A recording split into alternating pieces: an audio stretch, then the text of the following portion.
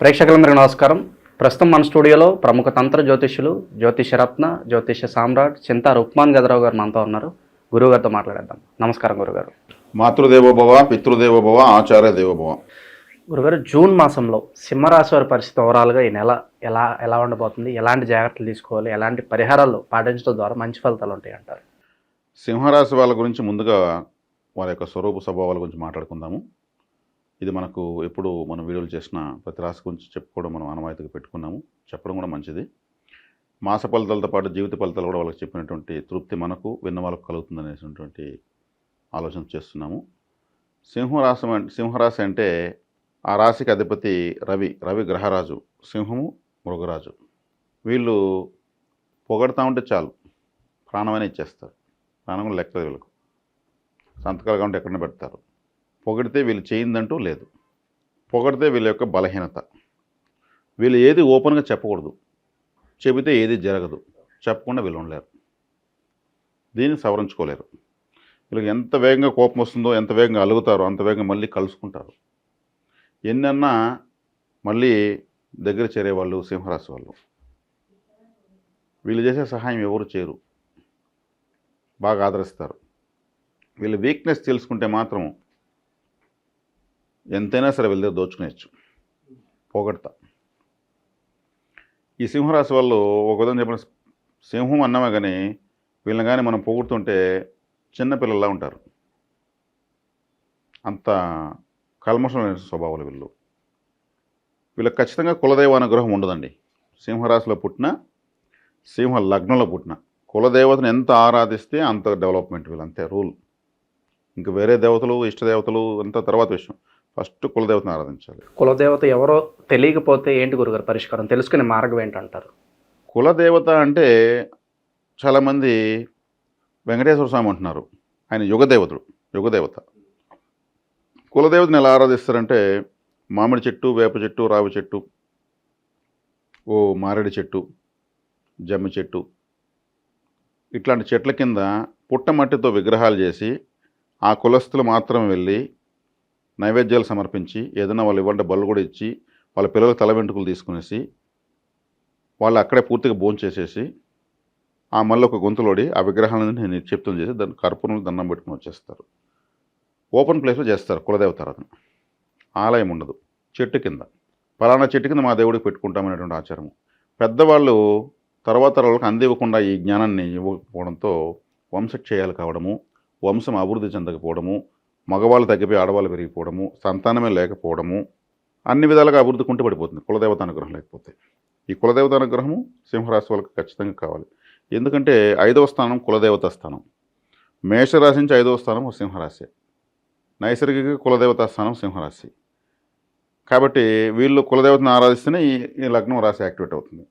చేయకపోతే తర్వాత వాళ్ళ జనరేషన్స్కి కులదేవత అనుగ్రహం, కులదేవత శాపము, ఆగ్రహం వాళ్ళకి జాతకంలో కనిపిస్తుంది.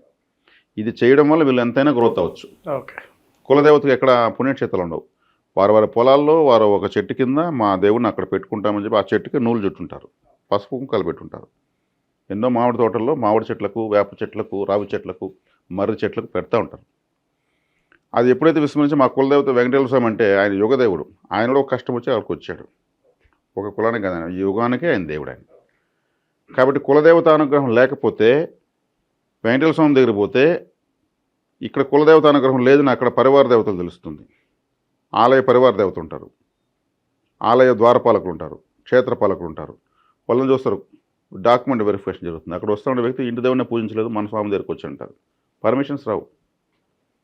ప్రతి ఒక్కరు కులదేవతను ఆరాధిస్తే ఏ దేవుడి దగ్గరికి వెళ్ళినా పనులు అవుతాయి. ఆధార్ కార్డు లాంటిది కులదేవత అనేది. సింహరాశి వాళ్ళకు కులదేవత ఆరాధన మొట్టమొదటి ప్రాధాన్యత. వీళ్ళకి ఏ దేవుని పూజించాల్సిన పనే లేదు, కులదేవతనే ఆరాధన. అంటే ఈ రాశి మకా నక్షత్రంతో ప్రారంభమవుతుంది. మకా నక్షత్రం పితృ నక్షత్రం. మకా నక్షత్రం ఎవరైనా పుట్టారంటే అంతకుముందు జన్మలో కూడా వాళ్ళు అదే ఇంట్లో పుట్టినారని అర్థం. వాళ్ళ ముందు జన్మ కూడా వీళ్ళు పుట్టినటువంటి ఇప్పుడు ఈ జన్మలో పుట్టినటువంటి ఈ ఫ్యామిలీలోనే పుట్టుంటారు. మా అత్త పుట్టింది, ఈమె మా పెద్దమ్మ, మా మేనమామ, మా పెద్దనాన్న మళ్ళీ పుట్టినట్టు ఉంటారు. అదే పోలికలు ఉంటాయి. ఆ పేరు పెట్టి పిలిస్తే పలుకుతూ ఉంటారు.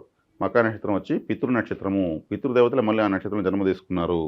కాబట్టి పితృ పరిహారము, కులదేవత పరిహారం రెండూ చేయాల్సినటువంటి ఏకైక రాశి. నీటి దానం, అన్నదానం ఎక్కువ చేసి ఈ రాశి డెవలప్ అయిపోతుంది. ఇప్పుడు నేను చెప్పినటువంటి కులదేవతారాధన, పితృదేవతారాధన, అన్నము నీళ్లు, అన్నదానం నీటిదానం, జలదానము అన్నదానం.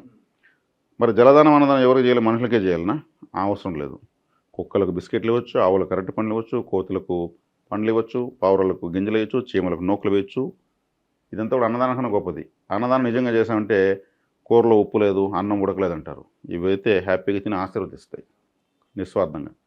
ఇటువంటి భూతదయ కలిగి ఉంటే చాలు, వీళ్ళు ఈజీగా డెవలప్ అయిపోతారు. ఇంక నేను చెప్పబోయే వారఫలం కూడా వీళ్ళకి అవసరమే లేదు, ఇవి చేసుకుంటే చాలు. ఇక జూన్ మాసానికి వచ్చేస్తే ఎలాంటి పరిస్థితులు ఉండబోతున్నాయి గురుగారు? జూన్ మాసం తీసుకుంటే వీళ్ళకు లాభంలో గురువు నెంబర్ 1 ప్లస్ పాయింట్. జన్మకేతువు, భక్తి జ్ఞాన వైరాగ్యాలు పెరిగిపోతాయి. ఏది శాశ్వతం కాదు, అన్నిటికీ ఆరాటపడతాము, చివరికి మిగిలేది ఏమి ఉండదు. ఇటువంటి జ్ఞానం చింతన ప్రారంభమవుతుంది. దేవుణ్ణి నమ్మని వాళ్ళకు కూడా ఆ నమ్మకం కలిగే అవకాశం కనిపిస్తుంది. ఖచ్చితంగా అనిపిస్తుంది. వైరాగ్యం. తర్వాత సప్తమంలో రాహు. సప్తమంలో రాహు ఉన్నప్పుడు ఏమవుతుంది? వీళ్ళ యొక్క సహచరులు, ఫ్రెండ్స్, నెట్వర్క్, స్నేహితులు, బంధువులు, సమాజంలో ఎవరెవరు కలుషితమైన వాళ్ళు వీళ్ళు కనిపిస్తారు. రాహు అంటేనే అంత జిమ్మిక్కులు కాబట్టి సమాజంలో ఉన్నటువంటి రుగ్మతలన్నీ వీళ్ళు ఇంతవరకు తెలుసుకోకుండా కొన్ని భ్రమలో ఉంటారు. వాడు మంచోడు, వీడు మంచోడిని, మిత్రుడెవరు శత్రుడెవరు, అవన్నీ డోలతనాలని బయటపడతాయి. అరే వీడేదో మంచోడు కొన్ని ఇన్ని రోజులు చూస్తే వీడేంది ఇట్లా ఉన్నాడు, వీడిని మనం నమ్మున్నాము, ఎంతో హెల్ప్ చేసినాము అనేవన్నీ బయటపడతాయి. రాహు వచ్చే కాడికి 7వ స్థానంలో ఉండడం వల్ల. అదేవిధంగా అష్టమంలో శని ఉన్నాడు. అష్టమంలో శని అంత మంచివాడు కాదు. అష్టమ శని అంటే ఈ రాశికి మొట్టమొదటి పాపగ్రహం శనేశ్వరుడే. మొట్టమొదటి పాపగ్రహం పోయి అష్టమ స్థానంలో కూర్చున్నాడు. కానీ శత్రువు కదా సింహరాశికి, శత్రువుకి బలం కోల్పోవడం మంచిది కదా, శత్రువుకి బలం పెరగకూడదు. అష్టమంలో పోయి శని బలాన్ని కోల్పోయింది. కాబట్టి అష్టమ శని గురించి భయపడాల్సిన లేదు. అష్టమ శని అంటే అది జలరాశిలో పడింది. నీళ్ళల్లో మనము పూర్తిగా మునిగిపోతే కంఫర్ట్గా ఉంటామా? కాబట్టి అష్టమ శని గురించి సింహరాశి వల్ల భయపడవలసిన అవసరం లేదు. దానికి వివరణ కూడా నేను ఇస్తున్నా.